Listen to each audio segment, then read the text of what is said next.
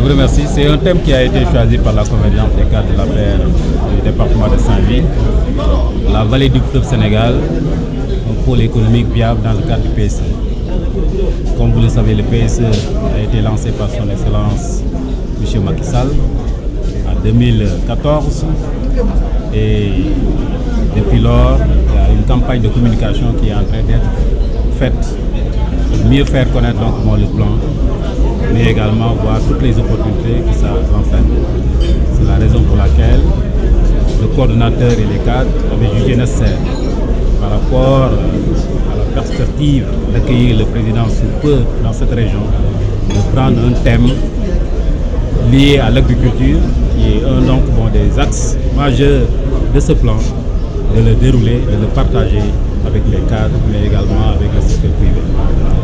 Comme vous le savez, la vallée du fleuve Sénégal, c'est une région dotée de potentialités extrêmement importantes, où le climat est favorable à toute campagne agricole.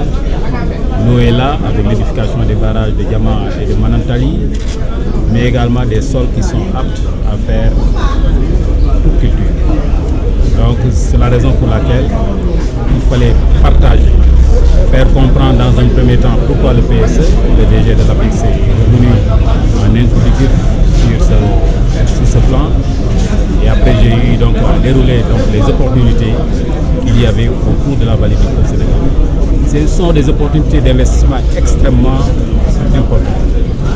En amont de la production, avec tout ce qu'on peut faire comme prestation de travaux d'aménagement hydraulique, de fourniture d'intrants, de mécanisation, mais également au niveau de la production, avec toutes les spéculations que nous faisons au niveau de la vallée, de riz, où la vallée contribue à hauteur de 65 à 110% de la production nationale, avec plus de 350 000 tonnes de paddy, mais également la tomate industrielle, l'oignon, où la vallée apporte plus de 50%. Mais également en aval de la production, avec tout ce qui est récolte battage, transformation, sans compter maintenant toutes les activités transversales liées au financement, au transport, au marketing, etc. Tout cela confère au secteur privé des opportunités pour s'investir dans l'agriculture. Et j'ai également mis l'accent sur le programme national de suffisance alimentaire en riz dans le cadre du volet riz du PRACAS, le programme d'accélération de la cadence de l'agriculture sénégalaise lancé par le ministère pour opérationnaliser le PSE, le volet agriculture, où l'État compte beaucoup sur la vallée. Donc les 60% de la production en matière de riz d'ici 2017 est attendu au niveau de la vallée du Sénégal. Le programme national de suffisance alimentaire est extrêmement important. Comme vous le savez, le riz, il y a des sorties de devises extrêmement importantes de plus de 130 milliards de francs CFA. Donc il faut mettre fin à cela. Sans compter maintenant le marché qui est restrictif au niveau international. Et par rapport aux opportunités qu'on a et aux variétés très performantes qu'on a, qui ont un potentiel de rendement de plus de 13 tonnes à l'hectare, où les producteurs aujourd'hui peuvent faire une moyenne supérieure même à 6 tonnes, vous voyez que les opportunités sont là. Il fallait donc partager cela avec les cadres, le secteur privé, mais également montrer également les efforts que l'État a déployés dans le cadre du PSE pour accompagner ces dynamiques. Cette année, dans le cadre du volet PRACAS, l'État a dégagé 32 milliards de francs CFA. Les 19 milliards, c'était donc pour la vallée du fleuve Sénégal, pour accompagner les travaux d'aménagement hydro-agricole, la mécanisation agricole, etc. À cela s'ajoute l'annulation des dettes de plus de 11,5 milliards au niveau de la vallée du fleuve Sénégal. Tout cela, quand même, constitue des atouts majeurs, donc des efforts de l'État qu'il fallait partager. À cela s'ajoute l'accompagnement des partenaires techniques et financiers dans le cadre de ce plan. Aujourd'hui, si nous faisons le cumul des projets qui ont le financement, des projets qui sont en train d'être réalisés, c'est plus de 200 milliards de francs CFA. Vous voyez que l'État est là, en train d'accompagner. Il fallait communiquer, sensibiliser pour que les cadres puissent disposer des éléments pour faire la politique du chef de l'État. Voilà la raison pour laquelle cette conférence a été organisée avec comme modérateur le directeur général de l'APEX, le coordonnateur de la CCR qui est là, M. Omar. Voilà. Est-ce que vous pouvez dire que vous avez un thème Merci, je suis Moutagassi, directeur général de l'APIX. C'est une réelle occasion pour nous d'avoir l'opportunité d'échanger avec les cadres de la CCR de Saint-Louis sur les opportunités du Sénégal en termes d'investissement raccordés au plan Sénégal émergent. Comme on l'a dit tout à l'heure, le PSE, c'est une transformation ou une articulation de la vision de son Excellence le Président Macky Sall pour une transformation structurelle de l'économie sénégalaise avec une société solidaire dans un état de droit. On a démontré tout à l'heure avec les participants donc, à la conférence que nous sommes actuellement dans la phase opérationnelle du PSE. Une première vague de projets est lancée et un certain nombre de projets aujourd'hui sortent de terre. Mais de manière globale, si on le raccorde à la vision, l'objectif du PSE, c'est de doter au Sénégal une croissance moyenne du PIB de 7% pour les 5 prochaines années. Ça, c'est l'horizon temporel de 10 ans. Mais le PSE, globalement, a une vision et un horizon temporel global jusqu'à 2035.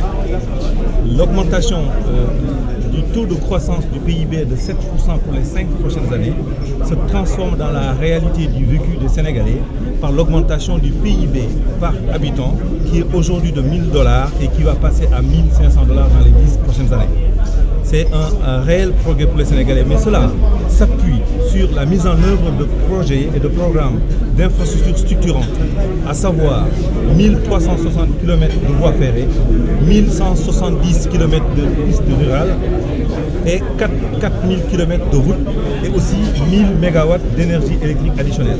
Parce qu'on sait que l'essentiel des projets du plan Sénégal émergent, c'est des projets énergivores. Et le Sénégal a bien compris, parallèlement à la réalisation des infrastructures, nous lançons un programme de production d'énergie électrique qui viendrait supporter ça. Mais derrière cette ambition d'objectif économique, le président Macky Sall a compris que le PSE doit aussi avoir un objectif d'inclusion sociale. C'est à travers cet objectif d'inclusion sociale que nous parlons de société solidaire, par la création de 100 000 à 150 000 emplois par an, atteindre l'objectif de la couverture médicale universelle de 75% et résorber le gap en termes d'habitat social de 125 000 habitats sociaux. Mais pour cela, retenons simplement que la mise en œuvre de ce programme s'appuie aussi sur l'objectif d'ajouter 4 moteurs de croissance de l'économie sénégalaise de manière additionnelle. L'économie sénégalaise à date est tirée essentiellement pour 70% par les services, à savoir les télécoms et les services financiers. Nous avons l'ambition d'ajouter les 4 moteurs additionnels, c'est l'agriculture, l'agroalimentaire, le tourisme, l'habitat social.